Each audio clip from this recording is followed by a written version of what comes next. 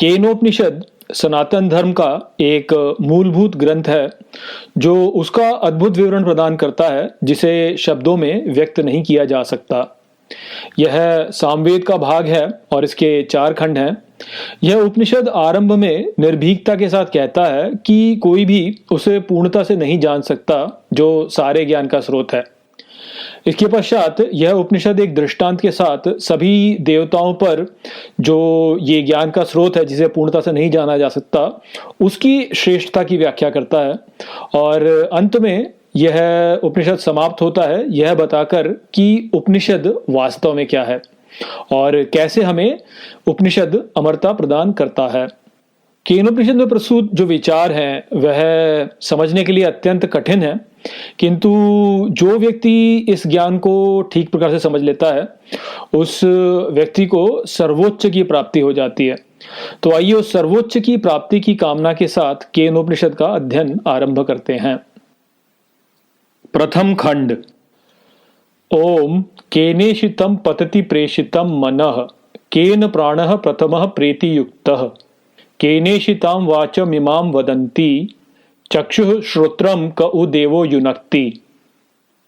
ओम किसके द्वारा उत्तेजित हो गिरता है प्रेरित मन, किसके द्वारा प्राण प्रथम से होता है युक्त, किसके द्वारा उत्तेजित हो ये वाणी बोलती है। नेत्र कान को कौन सा देव वास्तव में निर्देशित करता है।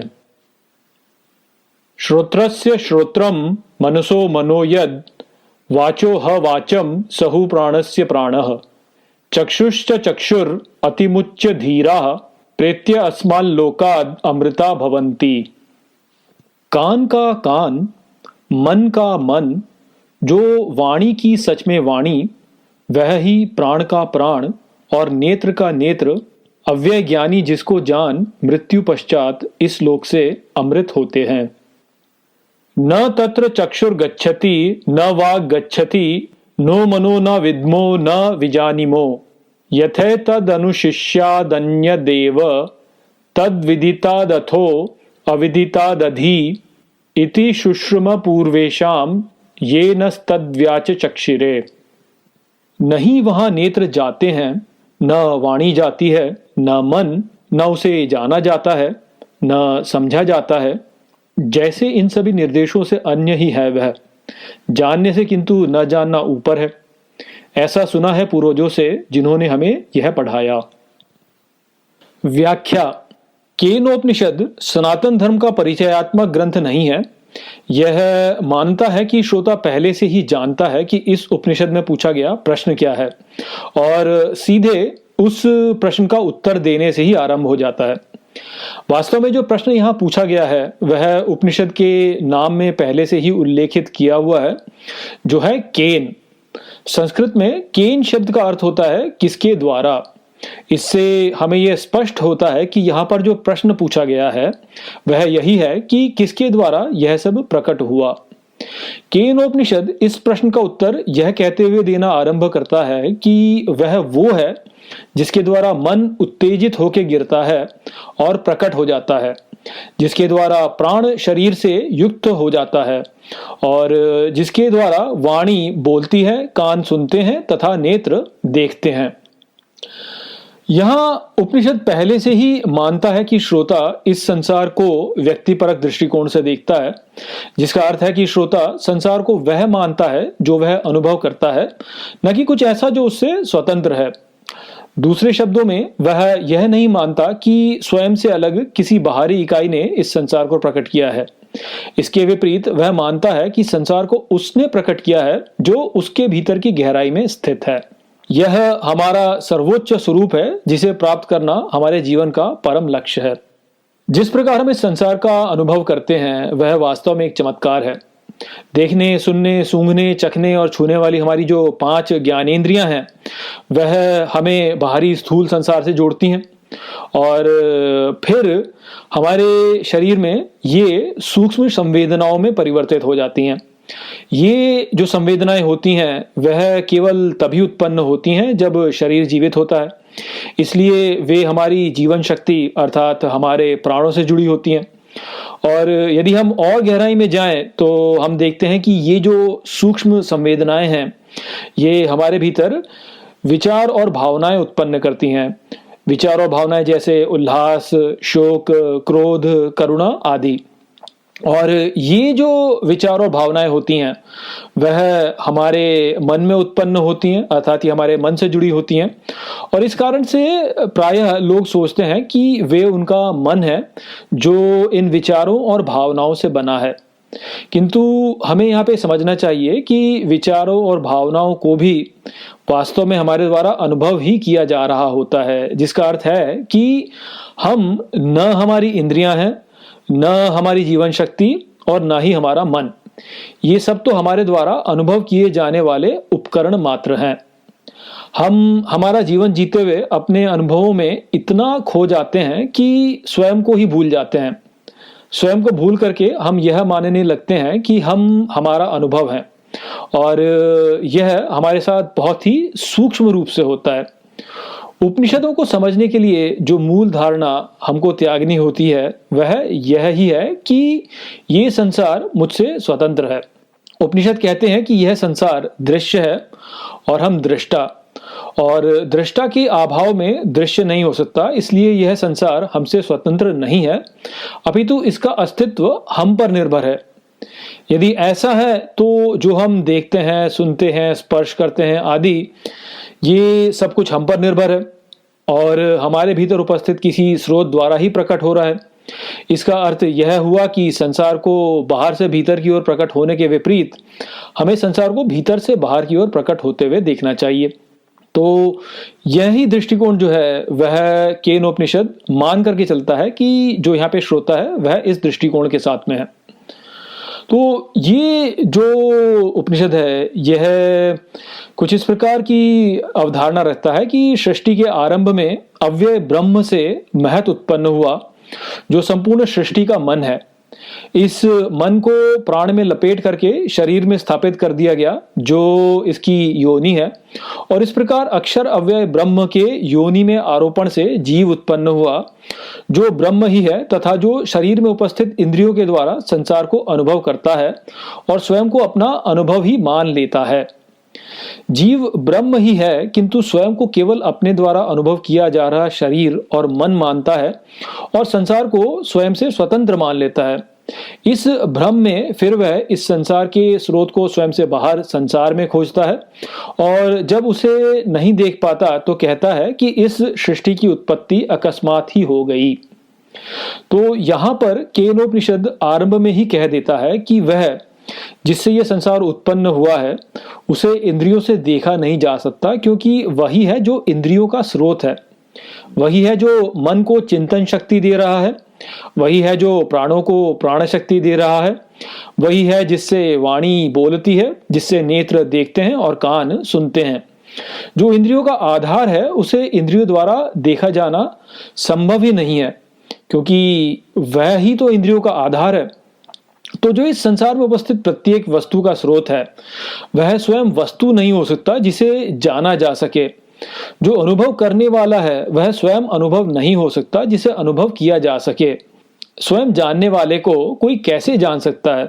जो कोई भी कहता है कि मैं उसे जानता हूं, वास्तव में स्वयं को केवल एक धारणा तक सीमित कर रहा होता है और इस प्रकार स्वयं को बांध रहा होता है।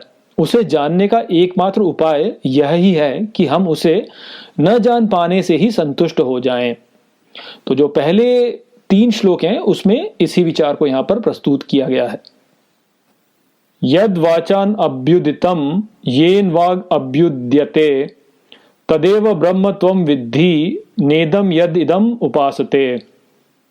जो वाणी से उदित नहीं, जिसमें वाणी उदित होती है, उसे ही ब्रह्म तुम जानो, ये नहीं जिसकी ये उपासना करते हैं। यन मनसा न मनुते ये नाहुर मनोमतम तदेव ब्रह्म त्वं विद्धि नेदम यद इदम उपासते। जो मन द्वारा विचार नहीं करता, जिसके द्वारा प्राप्त करता है मन मत को, उसे ही ब्रह्म तुम जानो, ये नहीं जिसकी ये उपासना करते हैं। यद चक्षुषा न पश्यति येन चक्षुषिम पश्यति तदेव ब्रह्म त्वं विद्धि नेदम यद इदम उपासते। जो नेत्रों द्वारा नहीं देखता, जिसके द्वारा नेत्र देखते हैं, उसे ही ब्रह्म तुम जानो, ये नहीं जिसकी ये उपासना करते हैं। यत् श्रोत्रेण न शृणोति येन श्रोत्रमिदं श्रुतम तदेव ब्रह्म त्वं विद्धि नेदम यदिदम उपासते। जो कानों से नहीं सुनता, जिसके द्वारा कान यहां सुनते हैं, उसे ही ब्रह्म तुम जानो, ये नहीं जिसकी ये उपासना करते हैं। यत् प्राणेन न प्राणीति येन प्राणः प्रणीयते तदेव ब्रह्म त्वं विद्धि नेदम यदिदम उपासते। जो प्राण शक्ति से अनुप्राणित नहीं है, जिससे प्राण शक्ति अनुप्राणित है, उसे ही ब्रह्म तुम जानो, ये नहीं जिसकी ये उपासना करते हैं। व्याख्या। यहां केनोपनिषद ब्रह्म की परिभाषा का स्पष्टीकरण प्रदान करता है। आज के समय आपको अद्वैतवादी तो बहुत से मिल जाएंगे, किंतु उनमें से कुछ विरले ही ऐसे होते हैं जो कि वास्तव में अद्वैत को समझते हैं। आज के समय में आपको लगभग सभी लोग अहम ब्रह्मास्मि कहते हुए मिल जाएंगे, किंतु कोई कोई ही ऐसा होता है जो कि वास्तव में यहाँ पे समझ पाता है कि ये अहम वास्तव में क्या है और ब्रह्म वास्तव में क्या है। तो यहाँ केनोपनिषद कहता है कि ब्रह्म वह नहीं है जो वाणी से उदित होता है, अर्थात अक्षर ब्रह्म का कारण नहीं है, अपितु ब्रह्म अक्षर का कारण है। आगे उपनिषद कहता है कि ब्रह्म वह भी नहीं है जो मन द्वारा विचार करता है, अपितु ब्रह्म वह है जिसके द्वारा मन अपने विचारों को प्राप्त करता है। जो नेत्रों द्वारा नहीं देखता, जिसके द्वारा नेत्र देखते हैं। जो कानों से नहीं सुनता, जिसके द्वारा कान सुनते हैं। और जो प्राण शक्ति से अनुप्राणित नहीं है, जिससे प्राण शक्ति अनुप्राणित है, वह ब्रह्म है। ऊपरी रूप से ये वाक्य सहज प्रतीत होते हैं, किंतु वास्तव में यहाँ गहरा रहस्य छुपा हुआ है, जिसे प्रायः लोग समझ नहीं पाते। जैसा हमने पहले समझा कि हमारी इंद्रियां, मन और हमारे प्राण वे सब हैं जिनको हम अनुभव करते हैं, और जो कुछ भी हम अनुभव करते हैं वह हम हैं नहीं। तो यहाँ पर इस प्रकार से हम समझ जाते हैं कि हमारी इंद्रियां, मन और हमारे प्राण हम नहीं हैं। अब यह बात सभी को तार्किक तो प्रतीत होती है, किंतु हमारी समस्या ये है कि हम जब तक किसी तथ्य को अनुभव नहीं कर लेते, तब तक हम संतुष्ट नहीं हो पाते, और अनुभव करने के लिए हमें अमूर्त को मूर्त करना ही पड़ता है। इसलिए स्वयं की संतुष्टि के लिए हम ब्रह्म को भी अनुभव की वस्तु बना देते हैं। इसमें कुछ बुरा नहीं है, क्योंकि जब तक व्यक्ति को सर्वोच्च उपलब्ध नहीं हुआ होता, उसे कुछ निम्नतर से ही काम चलाना पड़ता है। किंतु समस्या यहाँ पे ये होती है कि यदि व्यक्ति को निम्न से ही संतोष हो जाए तो वह उच्च तक कैसे जाएगा। इसलिए केनोपनिषद बार बार कहता है कि ब्रह्म वह नहीं है जिसकी लोग उपासना करते हैं, क्योंकि उपासना करने के लिए लोग जो उपयोग करते हैं वह भी तो एक वस्तु ही होगी। तो इसलिए केनोपनिषद बार बार कहता है कि जिसकी लोग उपासना करते हैं वह ब्रह्म नहीं है। संसार में सभी लोगों की पूजा विधियों को देखकर हम इस बात को अच्छे से समझ सकते हैं। अधिकांश लोग अपनी देह, संपत्ति, स्त्री, संतान आदि की ही पूजा करते हैं, क्योंकि वे केवल उन्हीं को अपना मानते हैं। कुछ लोग उनसे ऊपर उठ करके अपने राष्ट्र या फिर संपूर्ण मानवता की पूजा करते हैं। कुछ अन्य केवल अपने संप्रदाय के देवता की पूजा सांप्रदायिक प्रतीकों के माध्यम से करते हैं। और फिर इनसे ऊपर उठ करके कुछ लोग ऐसे होते हैं जो कि सभी संप्रदायों के देवताओं को एक ही ईश्वर मान करके उसकी पूजा करते हैं। किंतु इन सभी पूजा पद्धतियों में जो समस्या है वह यह है कि व्यक्ति ने ईश्वर को स्वयं से बाहर एक मूर्त रूप दे दिया है, और इस प्रकार से स्वयं और ईश्वर दोनों के स्तर को नीचे गिरा दिया है। ये जो ईश्वर का साकार स्वरूप हमें देववादी आस्थाओं में देखने को मिलता है, ये ईश्वर का माया द्वारा सशक्त मूर्त रूप है। सत्य की प्राप्ति में इसका बहुत महत्वपूर्ण स्थान है, किंतु जो परम सत्य की खोज में है उसे इसके भी परे जाना होता है। उपनिषद उस प्रकार के सत्य की खोज करने वाले मुमुक्षुओं के लिए ही हैं, जो सत्य को बाहर नहीं भीतर खोजते हैं। संसार में कुछ गिने चुने ही लोग होते हैं जो वास्तव में ईश्वर को स्वयं में विद्यमान देख पाते हैं और समझ पाते हैं कि मैं मेरा अनुभव नहीं हूं, अपितु मैं वह हूं जो अनुभव का स्रोत है। इस प्रकार वह जान जाते हैं कि मैं मन नहीं हूं, न ही मैं प्राण हूं, अपितु मैं वह हूं जिससे मन विचार करता है और प्राण कार्य करते हैं। जो इस विचार को अपने भीतर गहरे में उतार लेता है वही अहम ब्रह्मास्मि महावाक्य को वास्तव में समझ पाता है, और इसे समझकर वह शांत हो जाता है। द्वितीय खंड। यदि मन्यसे सुवेदेति दहरमेवापि नूनम त्वम वेत्थ ब्रह्मणो रूपम यदस्य त्वं यदस्य देवेषु अथनु मीमांस्य इमेव ते मन्ये विदितम। यदि मानते हो सरल जानना इसे, सूक्ष्म ही निश्चित ही तुम जानो, ब्रह्म रूप है जिसका, तुम जिसका देवताओं के बीच अब मैं वही हूं विचार करके मानते हो ज्ञात। व्याख्या। ध्यान की गहराइयों में जाके जब व्यक्ति नाद को अनुभव करता है या शून्य को अनुभव करता है तो आनंद अनुभव करता है और प्रसन्न होकर सोचता है कि यह ही ब्रह्म है। केनोपनिषद यहाँ चेतावनी दे रहा है कि यदि तुम मानते हो कि वह ब्रह्म है तो सावधान, वह ब्रह्म नहीं है। जब हम शून्य को अनुभव करते हैं तो हम अपने मन को शांत देखते हैं, किंतु जब हम ये सोचते हैं कि मैं मन को शांत देख रहा हूं, तब हम वास्तव में अहम को जीव से जोड़ रहे होते हैं, क्योंकि यहाँ जिस मैं का उपयोग हुआ है वह भी हमारा अनुभव ही है। वास्तविक मैं वह नहीं है, अपितु वह मैं इस मैं का स्रोत है। ठीक इसी प्रकार जब व्यक्ति गहन ध्यान में नाद को अनुभव करता है तो वह कहता है कि यह अक्षर वाणी है जो ब्रह्म है। केनोपनिषद कहता है सावधान, ये वाणी ब्रह्म नहीं है, अपितु इसका स्रोत ब्रह्म है। ठीक इसी प्रकार अहम ब्रह्मास्मि महावाक्य भी आपको धोखा दे देता है। वास्तविक अहम अनुभव किए हुए अहम का स्रोत है, वास्तविक ब्रह्म अनुभव किए हुए ब्रह्म का स्रोत है। इसलिए पहले खंड में कहा गया है कि जो मन से विचार नहीं करता अपितु जिसके द्वारा मन विचार करता है वह वो है, या जो वाणी से उदित नहीं जिससे वाणी उदित होती है वह वो है। बहुत ही सूक्ष्म है ये विचार और समझने में अत्यंत कठिन, किंतु यदि इसे ठीक से समझ लिया जाए तो ये हमारे लिए अमरता का द्वार खोल देता है। और समस्या ये है कि इसे न समझना ही वास्तव में इसे समझना है। द्वितीय खंड का शेष भाग इसी विचार पर बल देता है कि कैसे इसे जाना नहीं जा सकता, कैसे इसे जानना अनिवार्य नहीं है और कैसे हमें इसे जानना चाहिए भी नहीं। क्योंकि यदि हम ये कहते हैं कि हमने इसे जान लिया है तो वास्तव में हमने इसे नहीं जाना है, और स्वयं को ये कहकर कि हमने इसे जान लिया है हम वास्तव में स्वयं को भ्रमित कर रहे होंगे, जो कि हमारे लिए बहुत ही खतरनाक है। इसको जाना नहीं जा सकता और हम सबको इस बात से सहज हो जाना चाहिए कि हम इसे नहीं जान सकते। इस तथ्य से कि हम इसे नहीं जान सकते जो भी कोई सहज हो जाता है वह ही वास्तव में इसे ठीक प्रकार से जान पाता है।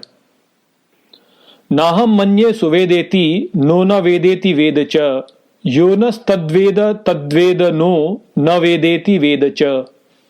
नहीं मैं मानता हूं सरल जानना इसे, और न ही ज्ञान इसे जानता है, और जो हम में से उसे जानता है और वह नहीं जानता, और न ही ज्ञान इसे जानता है। यस्य अमतम तस्य मतम, मतम यस्य न वेद सह, अविज्ञातम विजानताम विज्ञातम अविजानताम। जिसका अबोध उसका बोध, बोध जिसका नहीं ज्ञान, वह नहीं जाना हुआ जाना जाता है और जाना हुआ नहीं जाना जाता। प्रतिबोध विदितम मतम अमृतत्वम ही विन्दते, आत्मना विन्दते वीर्य विद्यया विन्दते अमृतम। बोध की छाया से ज्ञात मत से अमरता को ही प्राप्त करता है, स्वयं द्वारा प्राप्त करता है वीर्य को, विद्या द्वारा प्राप्त करता है अमृत को। इह चेद वेदीदथ सत्यमस्ति न, चेदी हा वेदिन महति विनष्टिः, भूतेषु भूतेषु विचित्य धीराः प्रेत्य अस्माल्लोकाद् अमृता भवन्ति। यहाँ और यदि नहीं जानने वाला सत्य होता है तो यहाँ नहीं जानने वाला अर्थात जानने वाले का महान होता है विनाश। भूतों में भूतों पर स्तरों को उजागर कर ज्ञानी मृत्यु पश्चात इस लोक से अमृत होते हैं। व्याख्या। इस संसार में अधिकांश व्यक्ति स्वयं को स्वयं की देह ही मानते हैं, भले ही वह इसे स्वीकार करें या ना करें। ऐसा इसलिए होता है क्योंकि हम अपने शरीर को अनुभव कर सकते हैं। यदि कोई आपके गाल पर चांटा मार दे तो आपको पीड़ा होती ही है। अब क्योंकि यह अनुभव आपके लिए प्रत्यक्ष है इसलिए आप कहते हैं कि मेरा शरीर सत्य है। ठीक इसी प्रकार अन्य जो कुछ भी आप प्रत्यक्ष अनुभव करते हैं वह भी आपके लिए यथार्थ होता है। अब यदि यहाँ कोई आपसे कहे कि ये जो कुछ भी आप प्रत्यक्ष अनुभव कर रहे हो ये सब मिथ्या है, तो इस बात पर विश्वास करना आपके लिए बहुत कठिन होता है। हम यहाँ यह कभी नहीं सोचते कि जिस प्रकार से हमारे स्वप्न में हम जो भी प्रत्यक्ष देखते हैं उसे मिथ्या मानते हैं, उसी प्रकार से हम अपने जागृत जीवन में जो कुछ भी अनुभव करते हैं वह भी मिथ्या हो सकती है। तो हम इस बात को समझ नहीं पाते। हम जो हमारा स्वप्न होता है उसमें जो प्रत्यक्ष देखते हैं उसे तो मिथ्या मानते हैं, किंतु जागृत जीवन में जो भी कुछ हम अनुभव करते हैं उसको हम मिथ्या नहीं मानते। तो यदि यहाँ पर कोई व्यक्ति जागृत जीवन में जो अनुभव कर रहा है उसको भी मिथ्या मानने लगे, तो यह समझ करके वह फिर यह जानने में सक्षम हो पाता है कि हम हमारा शरीर नहीं है, हम केवल हमारे शरीर का अनुभव करता है। तो यहाँ हमें यह समझना है कि जो भी कुछ हम अनुभव कर रहे हैं वह हम नहीं है। और यहाँ पे हमें यह भी समझना चाहिए कि जो कुछ भी हम अनुभव करते हैं वह केवल हमारा स्थूल शरीर नहीं है, अपितु उसमें हमारा सूक्ष्म शरीर का भाग भी है। वास्तव में हमारे शरीर के 5 स्तर होते हैं जिन्हें कोश कहा जाता है। इन कोशों को एक एक करके उजागर करने पर हम वास्तव में अपने स्वरूप का बोध प्राप्त कर पाते हैं। तो ये जो 5 कोश हैं ये हैं अन्नमय कोश, प्राणमय कोश, मनोमय कोश, विज्ञानमय कोश और आनंदमय कोश। अन्नमय कोश हमारा स्थूल शरीर है जो 5 महाभूतों से बना है। प्राणमय कोश हमारी जीवन शक्ति है जिसके अभाव में हमारा शरीर चलायमान नहीं हो सकता। मनोमय कोश हमारा मन है जिसमें विचार उठते हैं। विज्ञानमय कोश हमारी बुद्धि है जो अर्थों को स्पष्ट करती है। और आनंदमय कोश वह है जिसको हम तब अनुभव करते हैं जब हमारी सभी मानसिक क्रियाएं समाप्त हो जाती हैं। ये सभी कोश हम नहीं हैं, अपितु हम वह हैं जो इन सभी को अनुभव कर रहा है। वह जो अनुभव करता है वह ही ज्ञाता है जो ज्ञान को धारण करने वाला है। वह सभी स्थानों पर समान रूप से विद्यमान है और उसे हमारा शरीर केवल प्रतिबिंबित करता है। अब क्योंकि वह ही है जो कि ज्ञान को धारण करने वाला है, इसलिए उसे कोई जान नहीं सकता। इसको आप नेत्रों के उदाहरण से समझ सकते हैं। हमारे नेत्रों के माध्यम से हम इस संसार को देखते हैं, इसलिए हम अपने नेत्रों को कभी भी साक्षात नहीं देख सकते। हम केवल या तो उसका चित्र देख सकते हैं या उसके प्रतिबिंब को देख सकते हैं। अब यहाँ पर यदि कोई कहे कि मैं अपने नेत्रों को साक्षात देखने पर ही विश्वास करूंगा कि उनका अस्तित्व है, तो वह कभी भी उसके नेत्रों का अस्तित्व जो है उसे सिद्ध नहीं कर पाएगा। इसके विपरीत यदि वह इस बात से संतुष्ट हो जाए कि क्योंकि मैं देख सकता हूं इसलिए मेरे नेत्रों का अस्तित्व है, तो उसकी सारी समस्या का समाधान हो जाता है। ठीक इसी प्रकार यदि हम यह मान लें कि क्योंकि मैं अपने शरीर को अनुभव कर रहा हूं इसलिए मैं शरीर नहीं हूं, अपितु मैं आत्मा हूं जो इस शरीर को अनुभव करता है, तो हमें आत्मा का ज्ञान हो जाएगा। इसके विपरीत यदि कोई बार बार कहता रहे कि नहीं मुझे आत्मा का साक्षात प्रमाण दो तभी मैं वास्तव में आत्मा के अस्तित्व को मानूंगा, तो ऐसा व्यक्ति जो है वह कभी भी यह जान ही नहीं पाएगा कि आत्मा का अस्तित्व है। वह सदा स्वयं को शरीर ही मानता रहेगा। इसलिए केनोपनिषद कहता है कि आत्मा जो कि ब्रह्म है उसका प्रमाण मत खोजो, क्योंकि उसका प्रमाण कभी भी नहीं दिया जा सकता। और न ही आत्मा को वस्तु मानने की भूल करो, क्योंकि यदि उसे वस्तु मान लिया तो फिर भौतिकवाद के स्तर पर गिरने में हमें देर न लगेगी। केवल ये जानो कि वह है और बस वहीं रुक जाओ, उसके आगे उसे समझने का प्रयास मत करो। केवल उसके प्रति अपने प्रेम भाव को वृद्धि दो, जिसे भक्ति कहा जाता है। दुर्भाग्य से यह ही है जो अधिकांश लोग नहीं कर पाते हैं। अधिकांश लोग ईश्वर को अनुभव की वस्तु बनाने में लग जाते हैं और फिर एक दूसरे से लड़ते हैं कि ईश्वर ऐसा है या ईश्वर वैसा है, और इस प्रकार से जो है वह कुछ भी निष्कर्ष पर नहीं पहुंच पाते। जो कोई भी व्यक्ति यह कहता है कि मैं ईश्वर को संपूर्णता से जानता हूं, वह ऐसा है, इस प्रकार से कहता है कोई व्यक्ति, तो वह स्वयं को बहुत हानि कर रहा होता है, क्योंकि उसने ईश्वर को वस्तु बना लिया होता है। ऐसा व्यक्ति अभी आत्मा को नहीं जान पाया है, और भले ही वह ऊपर से बोले कि मैं आत्मा को जानता हूं, मैं आत्मा को मानता हूं, किंतु अभी भी वह स्वयं को शरीर ही मानता है और ईश्वर को बाहर कहीं खोज रहा है और कह रहा है कि ईश्वर ऐसा है, ईश्वर ऐसा है, ईश्वर ऐसा है। मृत्यु होने पर उसका शरीर नष्ट हो जाएगा और इसलिए वह अमरता को प्राप्त नहीं कर पाएगा। यहाँ ध्यान रखिए कि इसका अर्थ यह नहीं है कि आपको अपने इष्ट की पूजा नहीं करनी चाहिए। आप अपने इष्ट की पूजा कीजिए, किंतु साथ ही यह भी स्मरण रखिए कि इष्ट की पूजा करके हम उस ही की पूजा कर रहे हैं जिसको कभी जाना नहीं जा सकता। तृतीय खंड। ब्रह्म देवेभ्यो विजिज्ञे तस्यः ब्रह्मणो विजये देवा अमह्यन्त त एकशंत अस्माकम एवायम विजयो अस्माकम एवायम महिमेति। ब्रह्म एक बार देवताओं के लिए विजय हुआ तो देवता उसकी जीत से अभिभूत हो गए। उन्होंने सोचा यह हमारी विजय है, यह हमारी महिमा है। व्याख्या। केनोपनिषद के इस भाग में देवताओं की कथा के द्वारा ब्रह्म की व्याख्या की गई है। कथा कुछ इस प्रकार से आरंभ होती है कि एक बार ब्रह्म ने देवताओं को असुरों से युद्ध में विजय करा दिया। इस विजय से देवता अभिभूत हो गए और सोचने लगे कि ये हमारी विजय है, यह हमारी महिमा है। अर्थात देवता यह सोचने लगे कि वे ब्रह्म से स्वतंत्र कर्ता एवं भोक्ता है। अपना जीवन जीते हुए हमारे साथ भी ऐसा ही होता है। जब भी हम जीवन में कुछ प्राप्त करते हैं तो ये मानने लगते हैं कि हमने उसे अपने प्रयास से प्राप्त किया है। इसीलिए जब हम विजय प्राप्त करते हैं तो गर्व से भर जाते हैं और पराजय प्राप्त करते हैं तो हीन भावना से ग्रस्त हो जाते हैं। तद्ह येषां विजज्ञो तेभ्यो ह प्रादुर्बभूव तन्न व्यजानत किमिदं यक्षमिति। उसके कारण सारे जानने लगे, उनके लिए तब प्रकट हुआ, उसको नहीं जाना क्या यह ऐसे यक्ष है। व्याख्या। जब देवता इस प्रकार से सोचने लगे कि ये विजय उनकी विजय है और उनकी महिमा है तो उनके लिए वहां कुछ प्रकट हुआ और देवता आश्चर्य से सोचने लगे कि यह क्या यक्ष है। यहाँ कृपया ध्यान दें कि वैसे तो हमारे ग्रंथों में यक्ष का वर्णन धन संचित करने वाले जीव के रूप में किया जाता है, किंतु यक्ष का संस्कृत में अर्थ रहस्यमयी भूत भी होता है। यहाँ पर यक्ष को आप उसके दूसरे अर्थ में समझिए। ते अग्निम अब्रुवन जातवेद एतद विजानी ही किम एतद यक्षमिति तथेति। उन्होंने अग्नि को कहा, हे जातवेद, यह जान ही लो कि कौन है यह यक्ष। अग्नि ने कहा, वैसे ही। तद अभ्यद्रवत तम अभ्यवदत को असि इति अग्निर्वा अहम अस्मि इति अब्रवीत जातवेदा वा अहम अस्मि इति। तब दौड़कर वह बोला, कौन है? ऐसे अग्नि या ऐसे बोला, मैं हूं ज्ञान जनित करने वाला, या मैं हूं ये। व्याख्या।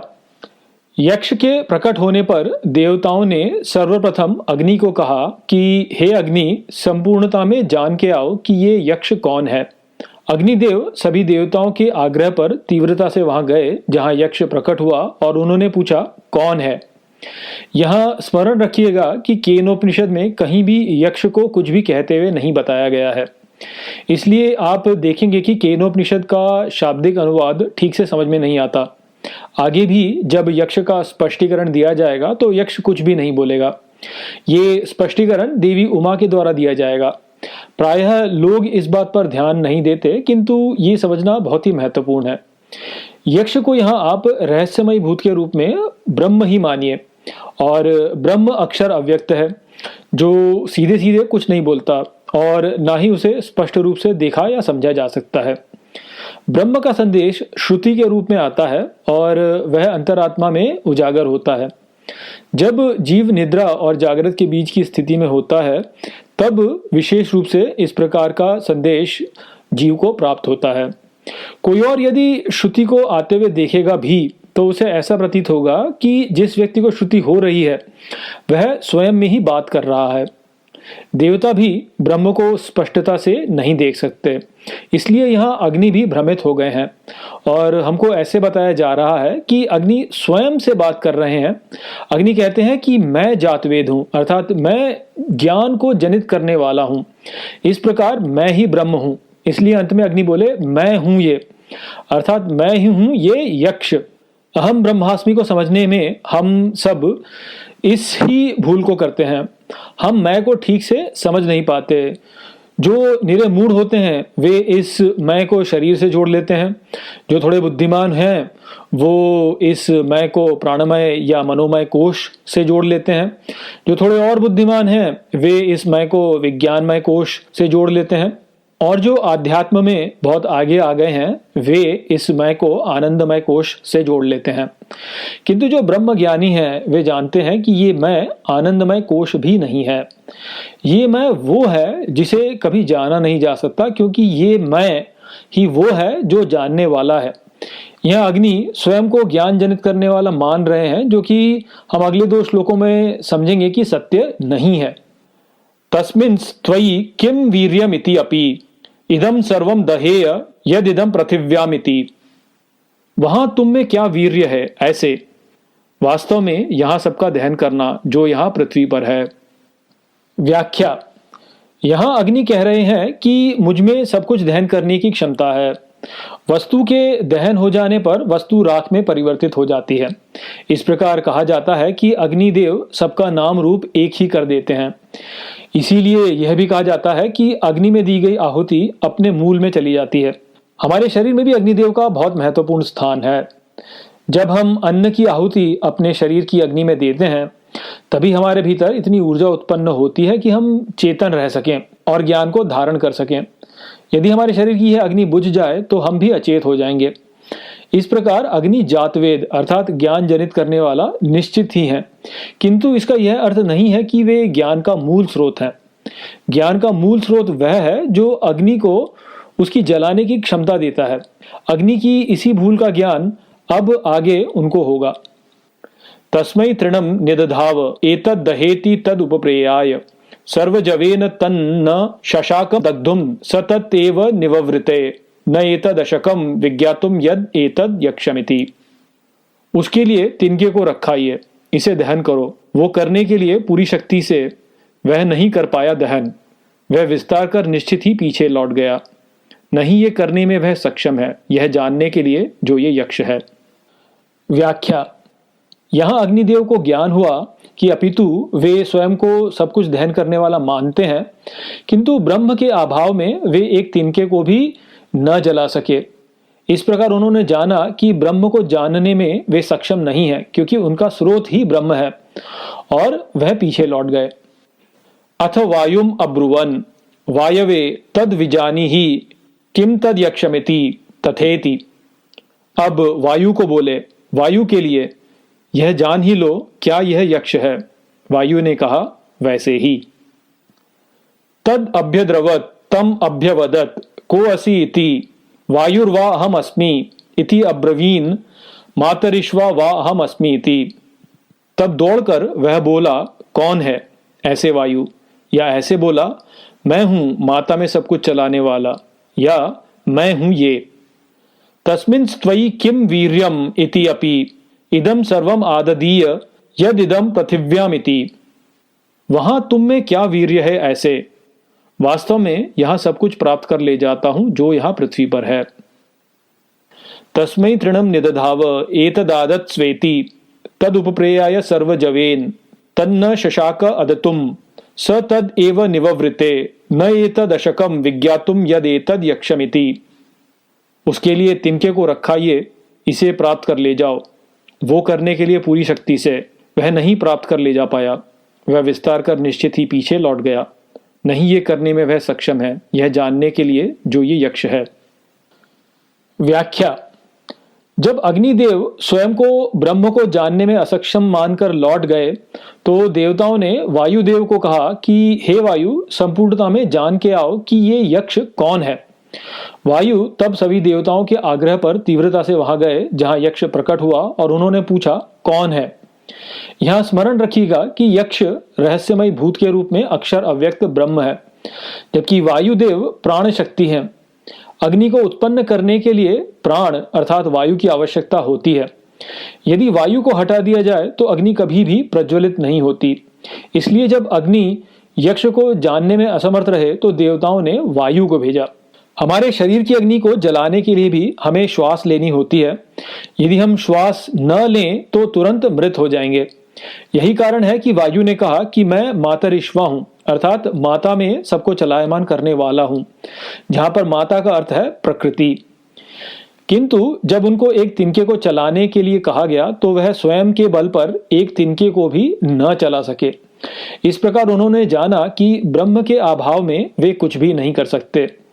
अब क्योंकि ब्रह्म ही उनका स्रोत है, इसलिए वे समझ गए कि वे ब्रह्म को नहीं जान सकते, और इसलिए वे लौट आए। अथ इंद्रम अब्रुवन मघवन एतद् विजानी ही किम तद यक्षमिति तथेति। तद अभ्यद्रवत तस्मात् तिरोदधे। उन्होंने इंद्र को कहा, हे मघवन, ये जान ही लो कि कौन है यह यक्ष। इंद्र ने कहा, वैसे ही। तब वह दौड़ा वहां से लुप्त हो गया। स तस्मिन् एव आकाशे स्त्रियम आजगाम बहुशोभमानाम उमाम हेमवतीम ताम ह उवाच किम एतद यक्षमिति। वह उस ही आकाश में स्त्री प्रकट हुई, बहुत शोभमान, उमा हेमवती। उसको तब बोला, कौन यह यक्ष ऐसे। व्याख्या। जब अग्निदेव और वायुदेव दोनों ही स्वयं को ब्रह्म को जानने में असक्षम मानकर लौट आए तो देवताओं ने इंद्रदेव को कहा कि हे मघवन, संपूर्णता में जान के आओ कि ये यक्ष कौन है। इंद्र तब सभी देवताओं के आग्रह पर तीव्रता से वहां गए जहां यक्ष प्रकट हुआ, किंतु यक्ष वहां से लुप्त हो गया। इंद्र के वहां पहुंचने पर यक्ष के लुप्त होने से हमें संकेत मिलता है कि इंद्र के होने पर यक्ष अर्थात अक्षर अव्यक्त ब्रह्म नहीं रहता। हिंदू ग्रंथों में इंद्र को देवताओं का राजा अर्थात स्वामी कहा जाता है, किंतु सभी देवताओं के स्वामी तो परम परमेश्वर होते हैं, किंतु इंद्र को प्रायः परम परमेश्वर तो नहीं कहा जाता। तो देवताओं के दो स्वामी कैसे हो सकते हैं। इससे हमें स्पष्ट होता है कि सभी देव हमारे शरीर के अलग अलग भागों में वास करते हैं। जैसे अग्नि हमारे शरीर की आंतरिक अग्नि है, वायु हमारे प्राण है और इंद्र हमारे मन को दर्शाते हैं। मन को लगता तो है कि वह शरीर की सभी गतिविधियों के नियंत्रण में है, किंतु वास्तव में ऐसा है नहीं। जैसा कि पहले खंड में कहा गया है कि हमारे मन, प्राण और अन्य इंद्रियों का स्रोत अक्षर अव्यक्त ब्रह्म है, जिसे मन द्वारा नहीं जाना जा सकता। जब मन ब्रह्म को जानने का प्रयास करेगा तो केवल स्वयं को ही जान सकेगा, ब्रह्म को नहीं जान सकेगा। इसलिए जैसे ही इंद्र यक्ष के स्थान पर गए तो यक्ष लुप्त हो गया। यदि मन ब्रह्म की खोज करेगा तो वहां केवल स्वयं को ही पा सकेगा। इसलिए इंद्र वहां उस आकाश में अकेले ही रह गए। परम परमेश्वर का ज्ञान केवल उसकी कृपा से ही प्राप्त किया जा सकता है, जो उसकी शक्ति है। वह शक्ति ही उमा है, जो अति शोभमान हेमवती है। हेमवती का यहाँ अर्थ है स्वर्णमयी। स्वर्ण एक ऐसा धातु है जिसको नष्ट करना लगभग असंभव है। उसे केवल एक रूप से दूसरे रूप में रूपांतरित किया जाता है।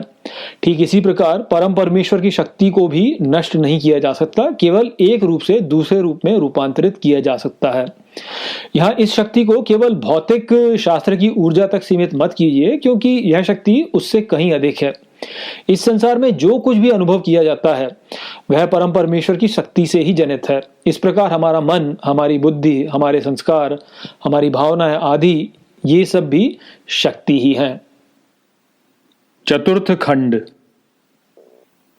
सा ब्रह्मेति होवाच ब्रह्मणो वा एतद् विजये महीयध्वमिति ततो हैव विदांचकार ब्रह्मेति।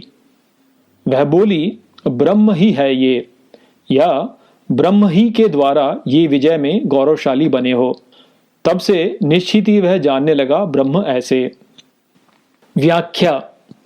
उमा ने तब इंद्र को बताया कि यह यक्ष ब्रह्म ही है और उसके ही द्वारा तुम विजय प्राप्त कर गौरवशाली बने हो।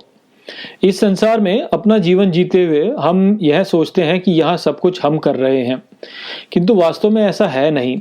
गीता में श्री कृष्ण अर्जुन से कहते हैं कि इस संसार में हो रही सभी गतिविधियां केवल प्रकृति के 3 गुणों के बीच चल रहा खेल है, जबकि पुरुष केवल इस खेल का साक्षी है जो अपनी आसक्ति के कारण दुख झेलता है। जब देव असुरों पर विजय प्राप्त किए तो वे भी ये मानने लगे कि ये विजय उन्होंने प्राप्त की, किंतु वास्तव में ये विजय उन्हें प्राप्त हुई क्योंकि ब्रह्म की ऐसी ही इच्छा थी। स्मरण रखिए कि सभी देवता हमारे भीतर ही हैं। तो जब देवता मानते हैं कि वे कुछ कर रहे हैं तो ये हमें ही दर्शाता है कि हम मान रहे हैं कि हमने कुछ किया। हमारे जीवन में हमारी सभी समस्याओं का स्रोत यह ही भ्रम है कि हम स्वयं को ईश्वर से स्वतंत्र कर्ता और भोक्ता मान लेते हैं।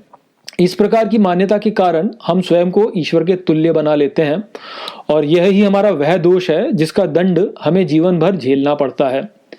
इसी को ईसाई मत में ओरिजिनल सिन कहा गया है। कुरान में भी अल्लाह ने बार बार इस गुस्ताखी का जिक्र किया है।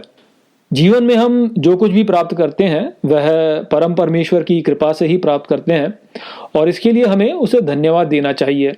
किंतु जब हम स्वयं को श्रेष्ठ मानने लगते हैं और जो हमारा नहीं है उस पर अधिकार स्थापित करने लगते हैं, तो इस प्रकार हमारे शरीर में जो असुर हैं वे देवताओं को पराजित कर अपना साम्राज्य स्थापित कर लेते हैं। जब देवता असुरों को पराजित करने लगते हैं तो हमारे भीतर सात्विक गुणों की वृद्धि होने लगती है और धीरे धीरे हमें उचित मार्ग दिखने लगता है। ऐसे में कई बार साधक यह मानने लगता है कि ये जो सात्विक गुणों की वृद्धि मेरे भीतर हो रही है उसका जो कारण है वह मैं हूं, अर्थात वह उसे अपने पुरुषार्थ के द्वारा कर रहा है, ऐसा मानने लगता है। तो ये पुनः एक अनुचित धारणा है और इस कथा में इसी भूल को दर्शाया गया है कि असुरों पर विजय का श्रेय देवता स्वयं को देने लगे। साधक को सात्विक गुणों में वृद्धि भी वास्तव में परम परमेश्वर की कृपा से ही प्राप्त होती है। ईश्वर का बोध प्राप्त करने का सामर्थ्य जीव में नहीं है जब तक उसमें असुरों का साम्राज्य स्थापित है। जीव अंधकार से घिरा है, अर्थात जब तक वह स्वयं को ईश्वर से स्वतंत्र मानता है वह अंधकार में ही रहेगा। इसलिए गीता में श्री कृष्ण कहते हैं कि आसुरी प्रवृत्ति वाले जीवों को मैं बार बार आसुरी योनि में झोंकता हूं। कुरान में भी अल्लाह ने कहा है कि जो मुझ पर ईमान नहीं लाते उनको मैं दोजक की आग में झोंक देता हूं। यदि इन दोनों कथनों को एक ही ईश्वर का संदेश माना जाए तो हमें स्पष्ट होता है कि जिस अग्नि के विषय में अल्लाह ने बोला वह हमारे जीवन की अग्नि ही है। जब हम जीवन प्राप्त करते हैं तो हमारे भीतर एक अग्नि प्रज्वलित होती है और जब तक हम जीवित रहते हैं यह अग्नि सदा हमारे भीतर प्रज्वलित रहती है। जब तक हम जीवित होते हैं हमें इस अग्नि को अन्न अर्पित करना होता है। इस अन्न को प्राप्त करने के लिए हमें संघर्ष करना होता है और यह संघर्ष ही हमारा तप है। जितनी अधिक हमारी समस्याएं होती हैं उतना ही अधिक हमारा तप होता है। इस अग्नि में हम सभी अनंत काल से फंसे हुए हैं और इससे बाहर नहीं निकल पा रहे। बाहर निकलने का प्रयास करने के विपरीत अपनी कामनाओं में फंसकर हम इस तप की अग्नि को और अधिक भड़का रहे हैं। इससे बाहर निकलने का एकमात्र उपाय यह है कि हम ब्रह्म की सत्ता को स्वीकार करें। हम ये जाने कि हमें कुछ भी कामना करने की आवश्यकता नहीं है, क्योंकि न तो हम करता हैं और न ही हम भोगता। वास्तव में उस परम परमेश्वर की ही सत्ता है और वह ही सब कुछ करता है तथा वह ही सब कुछ भोगता है। तो इसलिए हमें कुछ भी कामना करने की कोई भी आवश्यकता नहीं है। इसीलिए कुरान में सूरा अल इमरान में अल्लाह ने कहा है सच्चा ईमान इस्लाम है। यहाँ ध्यान दीजिए कि अल्लाह यहाँ इस्लामी पंथ की बात नहीं कर रहा है।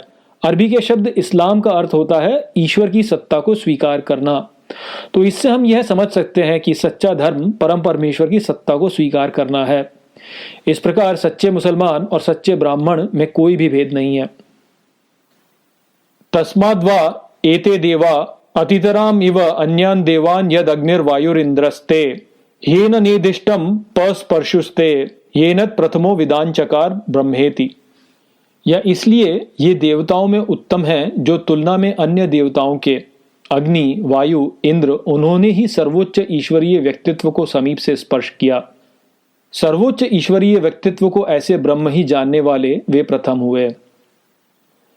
तस्माद्वा इंद्रो अतितरामिव अन्यान देवान् स येन निर्दिष्टं पस्पर्श सही एनत प्रथमो विदांचकार ब्रह्मेति।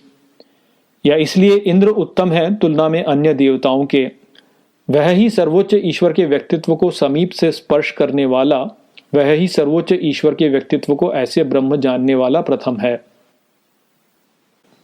व्याख्या। यदि हम मूलभूत में जाकर के ये जानने का प्रयास करें कि हम कौन हैं और क्या हमारा स्रोत है, तो हम देखते हैं कि एक भ्रूण अपनी माँ के गर्भ में उससे पोषण प्राप्त कर विकास करता है और शिशु के रूप में जन्म लेता है। आगे वह भोजन को भोग करके वयस्क बन जाता है और इस पूरी प्रक्रिया में भोजन का एक बहुत बड़ा महत्व होता है। इसी कारण से कुछ लोग कहते हैं कि हम वह बनते हैं जो हम भोगते हैं। अब इस दृष्टिकोण से हमारे शरीर में उपस्थित देवताओं में अग्नि वह है जो हमारे द्वारा भोगे गए भोजन से हमें शक्ति प्रदान करता है। यदि अग्नि ना हो तो हम कुछ भी ना भोग सकेंगे। इसलिए जो व्यक्ति स्वयं को केवल अपना स्थूल शरीर मानता है वह अग्नि को ही आत्मा मानेगा। किंतु यदि कोई थोड़ा और विचार करे तो देखेगा कि वायु अग्नि को प्रज्वलित रखने के लिए अनिवार्य है। वायु से ही प्राण है, तो इस प्रकार जब तक हमारे शरीर में प्राण है तब तक ही अग्नि प्रज्वलित है। जैसे ही व्यक्ति के प्राण उसके शरीर को त्याग देते हैं वैसे ही उसका शरीर पुनः भोजन बन जाता है। तो इस प्रकार कुछ लोग प्राण या वायु को ही आत्मा मान लेते हैं, किंतु थोड़ा और सोचा जाए तो हमें भान होता है कि प्राण को कोई ज्ञान नहीं होता, वह तो केवल अपना काम करता है मन के निर्देश अनुसार। जहां भी मन प्राणों को केंद्रित करता है शरीर का वही भाग सक्रिय हो जाता है। इस प्रकार मन प्राणों का भी स्वामी है और ऐसे अधिकांश लोग मन को ही आत्मा मान लेते हैं, किंतु आत्मा वास्तव में ये तीनों ही नहीं है। अग्नि, वायु और इंद्र इस प्रकार एक श्रृंखला में आत्मा से दूर होते हैं और इसलिए इस कथा में देवताओं ने पहले अग्नि, फिर वायु और फिर इंद्र को भेजा यक्ष को जानने के लिए। अग्नि, वायु और इंद्र में से इंद्र आत्मा के सबसे समीप है, क्योंकि मन आत्मा को प्रतिबिंबित करता है। केवल उसके ही द्वारा आत्मा का प्रतिबोध प्राप्त होता है। हमारे भीतर जो ज्ञान का स्रोत हमें प्रतीत होता है वह हमारा मन ही है, किंतु वास्तव में मन ज्ञान का स्रोत नहीं है। वह केवल आत्मा से आ रहे ज्ञान को धारण करने का एक उपकरण है। ज्ञान का वास्तविक स्रोत आत्मा है, जो कि ब्रह्म ही है। ब्रह्म से आए ज्ञान को सबसे पहले मन ही धारण करता है, उसके पश्चात मन हमारे शरीर की अन्य इंद्रियों को चलाता है। जब आप कुछ देखते हैं तो आपको लगता है कि आपने देख करके ज्ञान प्राप्त किया, किंतु आप यह भूल जाते हैं कि किसने आपको देखने के लिए प्रेरित किया। ज्ञान का वास्तविक स्रोत वह है जिसने आपको देखने के लिए प्रेरित किया, न कि आपके नेत्र। यदि वह प्रेरणा न होती तो आपके नेत्रों ने देख करके भी कुछ नहीं देखा होता। और यहाँ ये भी ध्यान रखिए कि जब तक मन किसी दृश्य पर केंद्रित नहीं होता तब तक मन को वह दृश्य दिखता नहीं है। अर्थात यदि आप किसी एक दृश्य को देख रहे हैं किंतु आपका मन जो है वह कहीं और खोया हुआ है, तो वो जो दृश्य होगा उसको आप नहीं देखेंगे, वास्तव में आप उसको धारण ही नहीं कर पाएंगे। तो इस प्रकार से हम देख सकते हैं कि मन जो है वह ज्ञान का स्रोत नहीं है, ज्ञान का स्रोत कहीं और है। और मन जो है वास्तव में वह सबसे पहले ज्ञान को धारण करता है। तो इसीलिए इंद्र जो है वह ही ब्रह्म के सबसे समीप यहाँ पर बताए गए हैं। तस्येष आदेशो यदेतद् विद्युतो व्यद्युतदा इति न्यमीमिषद आ इति अधिदैवतम। उसके ही सारे आदेश हैं जो इस विद्युत को पूर्णता से उत्पन्न करता है। अक्षर अ, ये ऐसे नेत्रों को ढककर अक्षर अ, ये अलौकिक। व्याख्या, हम हमारा जीवन जीते हुए यह मानते हैं कि हमारे जीवन में लिए गए हमारे सारे निर्णय हमने लिए हैं। दूसरे शब्दों में कहा जाए तो हम स्वयं को इस संसार से पृथक एक स्वतंत्र इकाई मानते हैं। यह वास्तव में एक अनुचित अवधारणा है। सत्य यह है कि इस संसार में कोई भी स्वतंत्र नहीं है। यहाँ सबको चलाने वाला एक ही है और जितना वह स्वयं को किसी व्यक्ति में व्यक्त करता है उतना उतना ही वह व्यक्ति स्वतंत्र होता जाता है। इसलिए केनोपनिषद कहता है कि उसके ही यहाँ सारे आदेश हैं। अर्थात हम सब भले ही यह माने या ना माने, किंतु जो भी हम करते हैं उसे करवाने वाला वह ही है। हम जब भी कोई कार्य करते हैं तो उसको करने से पहले उसे करने के लिए हमारे मन में एक विचार उत्पन्न होता है। यह विचार ही उस कार्य की प्रेरणा होता है और इस विचार का स्रोत वह ही है। इसलिए समझिए कि हमें भले ही ऐसा भान होता हो कि हम स्वतंत्रता से कार्य कर रहे हैं, किंतु वास्तव में हमारी कोई सत्ता नहीं है। हम केवल उसके द्वारा किए जा रहे कार्यों के दृष्टा हैं। और यहाँ ध्यान रखिए कि ये दृष्टा होने की क्षमता भी हमें उसी से प्राप्त होती है। इसलिए केनोपनिषद कहता है कि वह ही इस विद्युत को पूर्णता से उत्पन्न करता है। हमारे शरीर द्वारा किए जा रहे कार्य हमारे शरीर में प्रवाहित विद्युत के माध्यम से ही पूर्ण होते हैं। इस विद्युत का स्रोत हमारे प्राण है और शरीर में प्राण के प्रवेश करने पर नाद उत्पन्न होता है। यह नाद अ के स्वर के साथ निरंतर ध्वनि के रूप में व्यक्त होता है।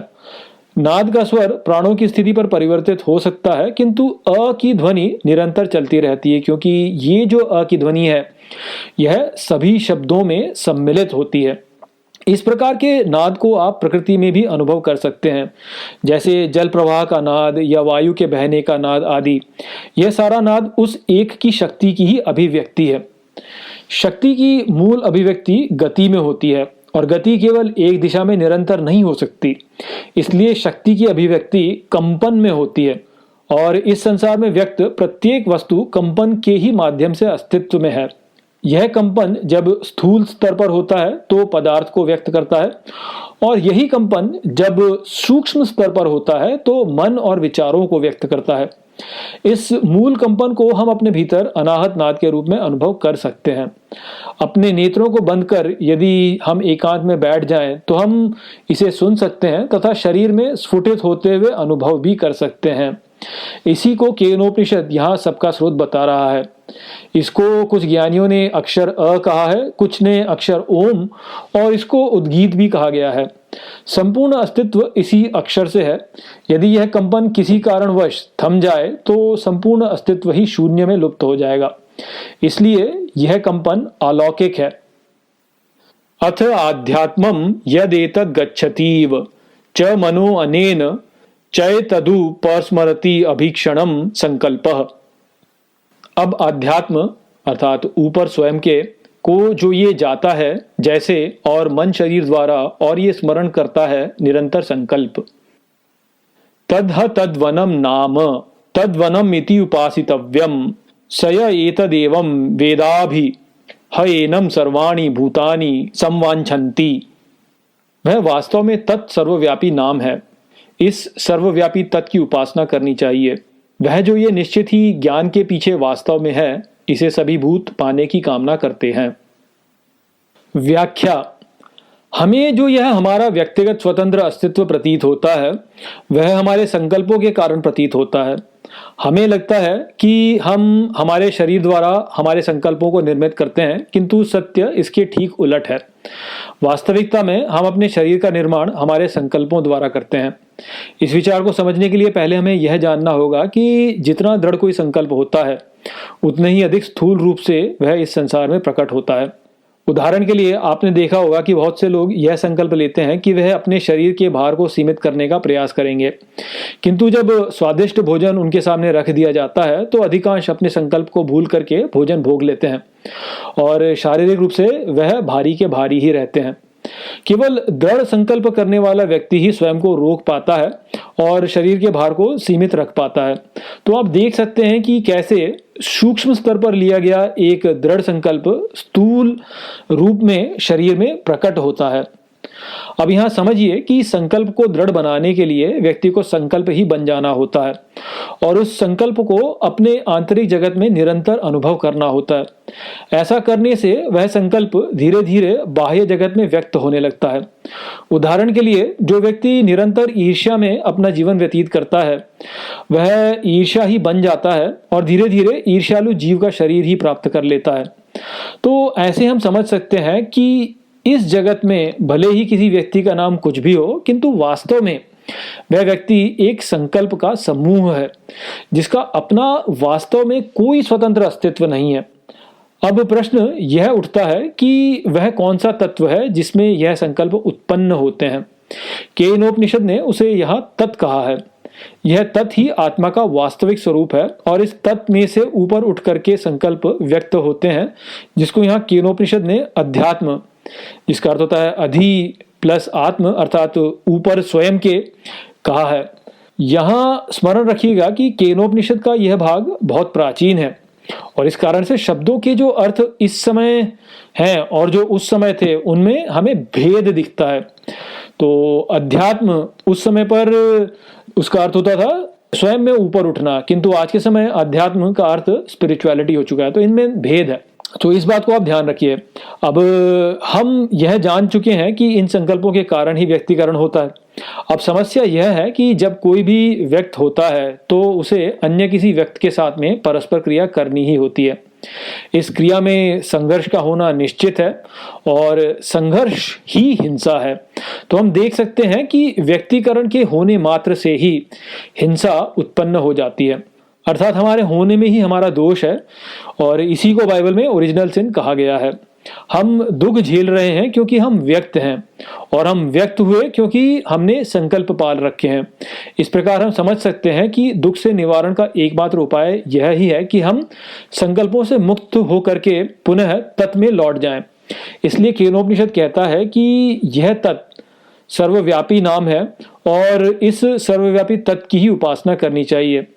और कृपया यहाँ पुनः ध्यान दीजिए कि उपासना का यहाँ पे जो अर्थ है वह बहुत गहरा है, क्योंकि यहाँ पे ये जो भाग है केनोपनिषद का ये बहुत प्राचीन है। तो शब्दों के जो अर्थ यहाँ पर हैं उनमें बहुत परिवर्तन हो चुका है। तो उपासना का अर्थ आज के समय केवल भगवान की मूर्ति के आगे फूल और आरती अर्पित करना रह गया है, किंतु उपासना का मूल अर्थ इससे कहीं अधिक गहन है। उपासना माने उप प्लस आसना, अर्थात समीप आसन ग्रहण करना।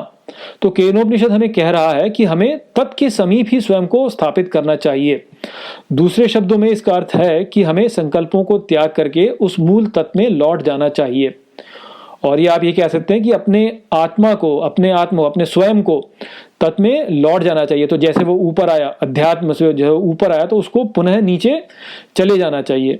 तो वास्तव में हम सभी उस तत्व में लौटने का ही प्रयास कर रहे हैं, किंतु हम इसे ठीक प्रकार से कर नहीं पा रहे हैं।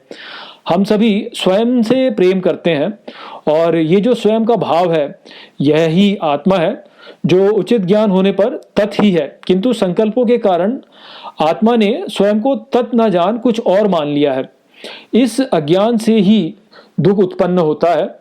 थोड़े समय के लिए जब हम किसी आनंद की वस्तु को प्राप्त कर स्वयं में लीन हो जाते हैं तो कुछ क्षणों के लिए आत्मा तत् में एक हो जाती है और हम आनंद अनुभव करते हैं। हम सोचते हैं कि हमारे आनंद का स्रोत वह आनंद की वस्तु थी, किंतु वास्तव में वह स्रोत तत् था। और वह आनंद हमने इसलिए अनुभव किया था क्योंकि कुछ क्षणों के लिए हम हमारे मूल में लौट गए थे। इस प्रकार तत् वास्तव में आनंद ही है और हर व्यक्ति इस आनंद को ही पाने की कामना कर रहा है। समस्या केवल इतनी है कि वह इसे अनुचित स्थान पर ढूंढ रहा है। उपनिषदम भो ब्रूहि इति उक्ता त उपनिषद ब्राह्मीम वाव त उपनिषदम अब्रूम इति। उपनिषद प्रिय समझाओ, ऐसे बोला जाता है। वह उपनिषद ब्रह्म की शक्ति है। उस उपनिषद को ऐसे कहते हैं, तस्यै तपो दमः कर्म इति प्रतिष्ठा वेदः सर्वांगानि सत्यम आयतनम। उस शक्ति के लिए तप, दम, कर्म ये सब खड़े होते हैं। वेदों के सभी अंग सत्य का स्थान। व्याख्या। केनोपनिषद का ये भाग बहुत प्राचीन है और इसलिए उस समय पर शब्दों का जो अर्थ हुआ करता था वैसा आज नहीं रहा। आज के समय उपनिषद को हम वेदांत ग्रंथ मानते हैं जहां वेदों के ज्ञान का सार प्रस्तुत किया गया है, किंतु उपनिषद का शाब्दिक अर्थ होता है नीचे बैठना। इस खंड के 5वें श्लोक में हमने अध्यात्म को जाना था कि जब आत्मा में से संकल्प ऊपर उठते हैं तो जीव उत्पन्न होता है। अब यदि ये संकल्प नीचे बैठ जाए तो जीव आत्मा से एक होकर तत्व में विलीन हो जाएगा। इस नीचे बैठने की प्रक्रिया को ही यहाँ उपनिषद कहा गया है, जो ब्रह्म की शक्ति है। इस संसार में प्रत्येक जीव अपने अस्तित्व के लिए संघर्ष करता है और सदा इसी प्रयास में रहता है कि कैसे भी करके अपने अस्तित्व को बनाए रखे। इसके लिए वह विभिन्न प्रकार के कर्म करता है, जैसे भोजन इकट्ठा करना, घर का निर्माण करना, पद प्रतिष्ठा को प्राप्त करना, संभोग करना इत्यादि। जीवन में व्यक्ति अपनी इच्छा शक्ति को संसार पर थोपने के लिए घोर परिश्रम करता है और बहुत सा बलिदान भी देता है। राजा अपने राज्य के विस्तार में लगा रहता है, व्यापारी अपने व्यापार के विस्तार में लगा रहता है, पिता अपने परिवार के विस्तार में लगा रहता है। और जब इन व्यक्तियों को अपने इन कार्यों में बाधाएं आती हैं तो वे संघर्ष करते हैं, किंतु इतना सारा संघर्ष करने पर भी अंततः जीव को पराजय ही प्राप्त होती है, क्योंकि मृत्यु उससे सब छीन लेती है। इस सत्य के इतने प्रत्यक्ष होने पर भी व्यक्ति इसे समझ नहीं पाता, क्योंकि वह माया के वशीभूत है और उसके संकल्पों ने उसे अंधा बना दिया है। इन संकल्पों का त्याग व्यक्ति केवल तब करता है जब उसे इनके निरर्थक होने का बोध होता है, और यह बोध व्यक्ति बार बार माया से पराजित होने पर ही प्राप्त करता है। दूसरे शब्दों में कहा जाए तो माया ही वह माध्यम है जिससे बार बार पराजित होकर ही व्यक्ति के संकल्प नीचे आत्मा में विलीन होते हैं। इस प्रकार हम समझ सकते हैं कि संकल्पों को नीचे बैठाने की प्रक्रिया माया द्वारा ही संचालित है। जीवन में बार बार संघर्ष करके माया से पराजित होना वास्तव में तपस्या ही है। माया ही वह साधन है जिसके द्वारा ईश्वर, जिसे यहाँ तत् कहा गया है, भटके हुए का उचित मार्गदर्शन करता है और उसे पुनः अपनी ओर आकर्षित करता है। यही ब्रह्मी अर्थात ब्रह्म की शक्ति है और यह ही आत्मा से उठे संकल्पों को पुनः आत्मा में गिरा देती है। इसलिए केनोपनिषद ने इसे यहाँ उपनिषद कहा है। वेदांत का पाठ इन संकल्पों को नीचे गिराने में एक बहुत ही महत्वपूर्ण भूमिका निभाता है। इसलिए वेदों का वह भाग जो इस प्रक्रिया में सहायता करता था उनको उपनिषद ही कहा जाने लगा। सभी प्रकार के ज्ञान का अंतिम लक्ष्य संकल्पों का लोप ही है, इसलिए वेदों के सभी अंग इसी की ओर संकेत देते हैं। यो वा एतामेवं वेद अपहत्य पापमानम अनंते स्वर्गे लोके ज्येये प्रतितिष्ठति प्रतितिष्ठति। जो सच में इस सब को निश्चित ही जानता है, नीचे नष्ट करके पापमान को जिसका अंत नहीं होता, स्वर्गलोक में श्रेष्ठ में निरंतर स्थापित रहता है। व्याख्या। अंत में केनोपनिषद कहता है कि जो यह जान जाता है, जो यहाँ कहा गया है, वह पापमान को नष्ट करके स्वर्गलोक में स्थापित रहता है। इस वक्तव्य को समझने के लिए पहले हमें समझना होगा कि यहाँ पापमान कौन है और स्वर्गलोक क्या है। पापमान यहाँ शरीर से तादात्म्य करने वाला अहंकार है और स्वर्गलोक यहाँ ज्ञान का स्थान है, जिसे उपनिषद द्वारा तत्व में लीन होने से प्राप्त किया जाता है। अध्यात्म की प्रक्रिया द्वारा जब आत्मा में संकल्प उत्पन्न होते हैं तो जीव अस्तित्व में आ जाता है। यह जो जीव का अस्तित्व में आना होता है वह ही पाप है। मन में संकल्पों के नष्ट हो जाने पर यह पापमान नष्ट हो जाता है और जीव आत्मा में लीन होकर के तत्व में स्थापित हो जाता है और यह ही स्वर्ग है।